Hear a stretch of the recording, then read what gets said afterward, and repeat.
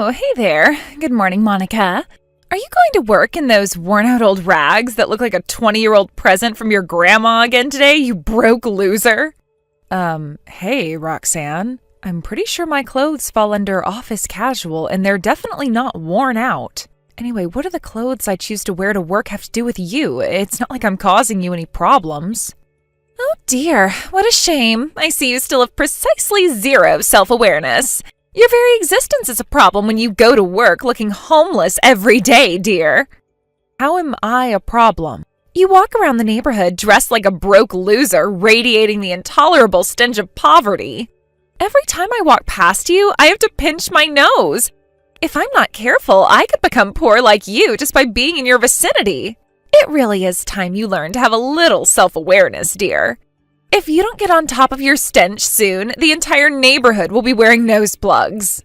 I have no idea what makes you think I'm a broke loser who radiates the smell of poverty, but me and my family really don't struggle with money as much as you seem to think we do. Are you joking? I've seen your house, dear.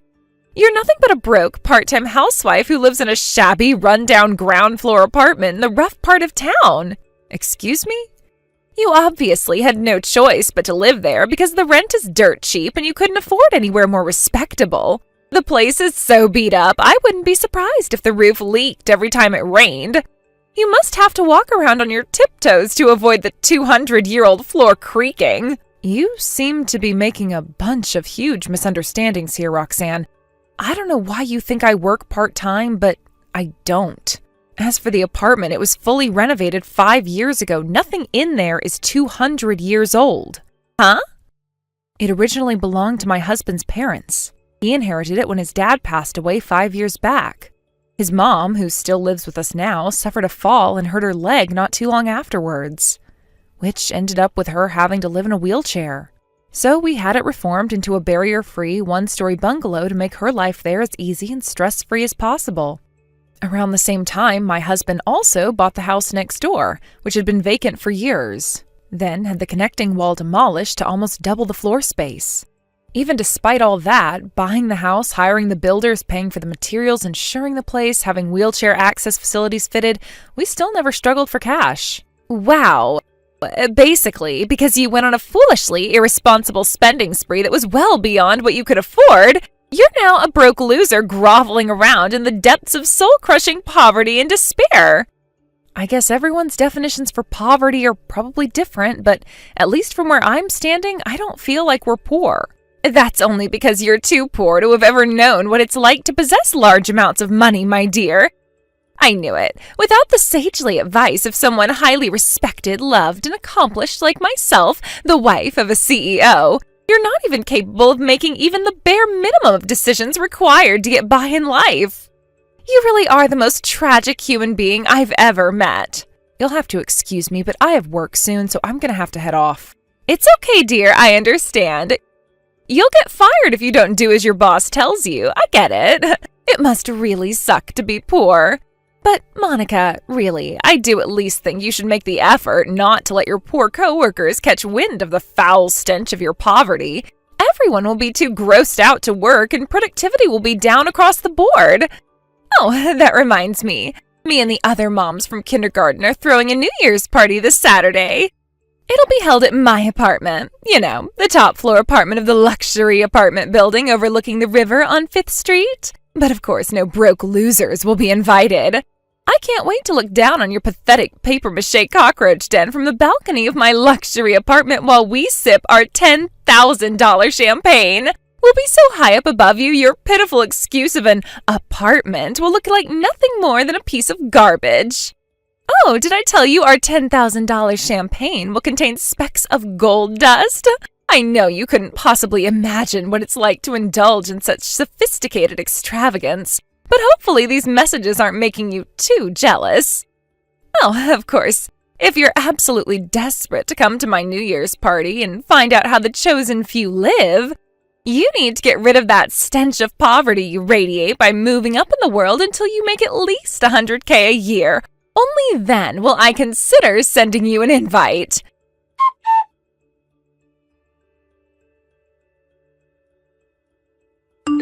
What on earth do you think you're playing at, Monica? Why would you come to my New Year's party? I made it very clear you weren't welcome.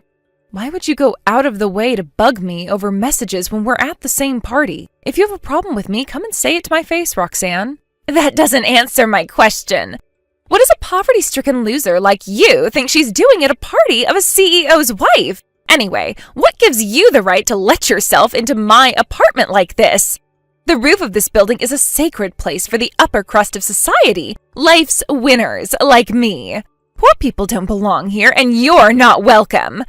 Think you had the nerve to bring your husband with you, too. I have no idea how you managed to get past security. But I'd rather you didn't stink out my luxury apartment with the rotten stench of your poverty. I'm going to have to spray some air freshener because of you.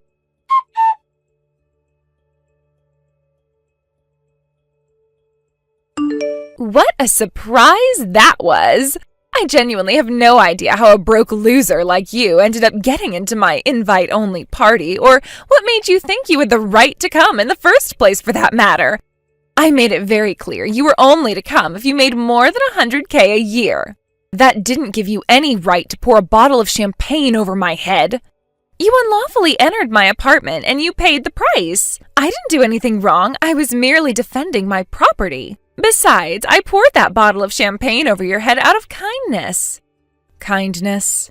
I figured if I could drench you in champagne, it might help get rid of the stench of poverty that follows you around wherever you go. But thanks to your illegal entry into my apartment, my luxury top-of-the-range Persian rug is covered in champagne now. I'll have you know that rug cost $7,000. If you don't compensate me for the damage you've done, I'll be forced to take extreme measures. Obviously, this should go without saying, but a cleaning won't do it. You've ruined the fabric forever, so you need to buy me a brand new rug. I know $7,000 probably amounts to a year's wages for the likes of a broke depth groveler like yourself. And I wouldn't be surprised if you even had to move out of your cockroach-infested apartment and live on the streets to come up with the money, but you should have thought about that before you spoiled my rug. Listen to me, Roxanne. You don't seem to be aware of this, but it was your husband who invited me and my husband. Huh? Initially, we were only supposed to be paying him a visit in his office on the second floor to make a few inquiries. But when we arrived, he told us he had some urgent business to attend to and apologetically invited us to wait for an hour upstairs in your apartment. He appeared to know that me and you are kindergarten acquaintances, so I guess he figured it'd make sense to invite me to your New Year's party to kill some time while he dealt with whatever stuff he had going on. He came up with us in the elevator, let us in, and showed us to the living room before disappearing off somewhere in a hurry. Huh? But what reason could you and your husband possibly have for visiting my husband's company? Your husband said he'd be messaging you about that. Huh? Haven't you heard anything from him? I don't know, maybe in a message or an email? Well, hold on, let me check.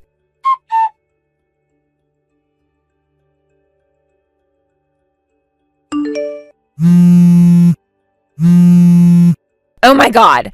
What in the Lord's name is happening? Monica, you're the president of my husband's company's biggest client company? What in the hell? How haven't I heard about this before? That's not all. What the hell are you doing living in a tiny ground floor apartment with a job like that? I thought you were broke. Excuse me? Let me get this straight. You thought I was poor because I live in a ground floor apartment? Who lives in ground floor apartments apart from broke losers? Everyone knows celebrities and successful people live on the top floor so they can look down on the peasants. Ah, I see. So that's why you went out of your way to get an apartment on the top floor, huh? Because in your mind, being that high up is the ultimate form of status symbol? What, are you saying it's not a status symbol? Of course, everyone's free to have their own ideas about the world. But I personally don't see any link between the altitude of someone's house and their value as a human being. And if I'm honest, I think that's a very shallow and superficial way of looking at the world. What the heck are you talking about?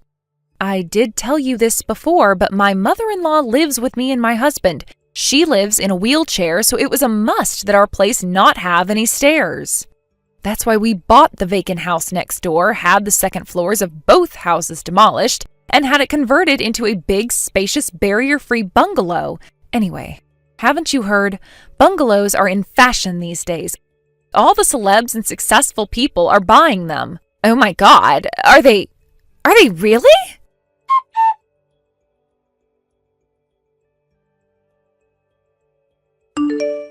Hey, what's this crap I'm hearing about you terminating your contract with my husband's company? I take it your husband explained the situation to you then? My contract with your husband's company is terminated with immediate effect. Oh my God, I can't believe you're doing this just because I poured a bottle of champagne over your head as a joke. You have no right to drag my husband into this. This crosses the line. No way. Do you think that's the only reason I'm doing this? Huh? But my husband just called. He was furious. He said this was all happening because of my rude attitude at the New Year's party and that I had to apologize to you immediately. Listen, Roxanne, I'm not going to pretend you pouring a bottle of champagne over my head in front of everyone at your New Year's party has nothing to do with the contract termination. You mean there's another reason? I don't know how your husband explained it to you, but the reason me and my husband visited your husband's office on the second floor was to notify him we were terminating the contract. It was already decided at that point. What? I don't know how much of this I should tell you, since as far as I'm aware, you don't have anything to do with the management of your husband's company. But to summarize, I got sick of his failure to meet deadlines, the constant issues with quality when shipments did arrive, and not to mention the horrendous attitude his employees gave me when I tried raising the issues with them. He and his company have been impossible to work with these last 6 months, and it reached the point where I simply couldn't overlook it anymore because it was interfering with our ability to provide quality to our customers. If I'd let it continue, I am almost certain it would have had knock-on effects for our reputation and revenues.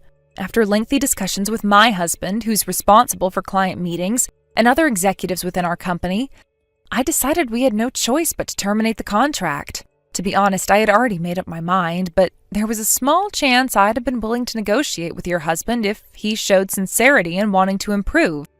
Until you poured champagne over my head, that is. With that, I resolved to wash my hands of the both of you for good. Oh my God. Wait, hang on a second. No way.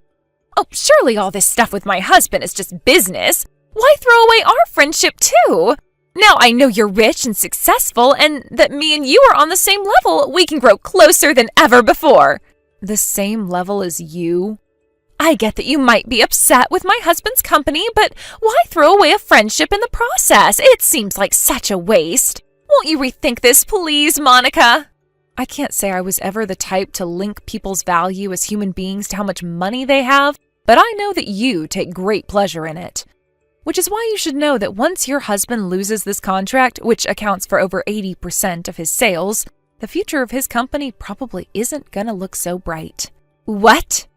I advise you to consider the implications of that before talking to him.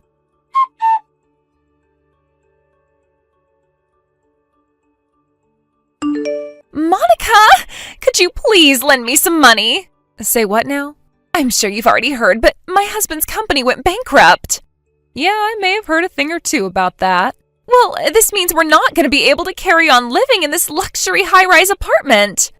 You mean you're not going to be able to keep up with the rent? Yes. My husband's unemployed after his company went bankrupt, so he has to start from scratch and find a new job. Which is why I'd really appreciate if you could lend me just enough to cover the rent on this apartment. How about you just move somewhere more appropriate for your level of income instead of begging for money? Your husband's parents are looking after your son right now, right? So you either need to ask really nicely and hope one of your parents will let you move in with them until you get back on your feet, or if that doesn't work out, find a new job with a company that provides employee accommodation. No, I can't do that. Me? Work a job? Oh my God. It's not right that a woman of my status should have to associate with the peasants and work a normal person job. My status demands that I live on the top floor. Sure, I might have lost my title as CEO's wife, but that's just all the more reason I can't afford to lose this high-rise apartment. Listen, Roxanne, the thing is... You're going to lend me some money? Have you taken a shower lately? Huh? Do you wash your clothes? What the hell kind of questions are these?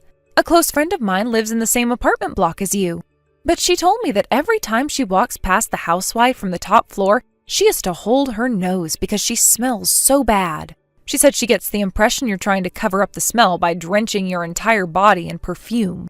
She says the smell resembles something like a mixture of your natural body odor and something that can only be described as not belonging to this world. Oh my God, do I smell that bad? Yes, you really smell that bad. Apparently the smell is so awful that the company managing the apartments are currently in the process of writing up their claim against you because of the distress your stench is causing the rest of the residents. No, it's not me. They're mistaking me for someone else. That's funny, because when I asked her for your room number, she gave me yours. No, there has to be some kind of mistake. I really think you should do something about this, Roxanne, and sooner rather than later. No, I do not smell!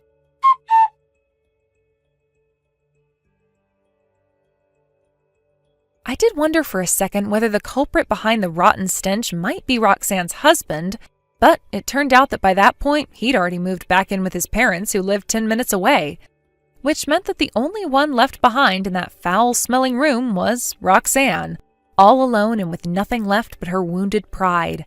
As for why the place smelled so bad, I found out later that the utilities got cut as a result of their failure to pay the rent, which in the middle of the summer in a place this hot is never going to end well. Even in spite of that, Roxanne, whose sense of self-esteem seemed entirely dependent on her living on the top floor of a luxury apartment block, defiantly stayed behind for a short while despite receiving several eviction notices. Eventually, though, she lost her nerve and moved out. I don't know whether it was because of the constant complaints from the neighbors, but they must have been elated when they found out she was gone. With that, she moved in with her husband and his parents. In desperate need of cash, she was forced to get a part-time job at a nearby supermarket, which is where she now spends her days doing the bare minimum of work to get by while riddled with chronic self-esteem issues due to her intolerably putrescent body odor. Thanks for watching, folks! We hope you enjoyed the video. Don't forget to prove what a boss you are by liking and subscribing. Also, feel free to leave a comment about what you thought of the story. We can't wait to see you again next time. Thank you for watching. Please subscribe and hit the like button. See you next time.